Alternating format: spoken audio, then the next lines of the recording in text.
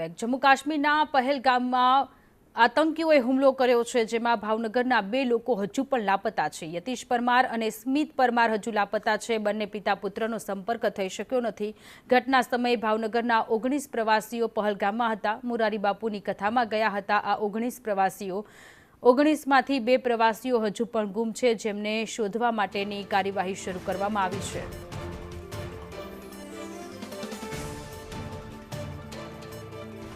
जम्मू काश्मीरना पहलगामમાં આતંકીઓએ અંધાધૂંધ ગોળીબાર કર્યો, જેમાં ઘણા બધા લોકોને ઈજા પહોંચી છે। 26 જેટલા લોકોના મૃત્યુની આશંકાઓ સેવાઈ રહી છે।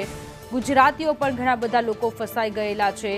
મોરારી બાપુની કથા સાંભળવા માટે કેટલાક લોકો ગયા હતા ભાવનગરથી, અને ભાવનગરના 2 લોકો કે જે લોકો લાપતા થયા છે, પિતા પુત્રનો સંપર્ક થઈ શક્યો નથી, તેમની શોધખોળ આદરી છે।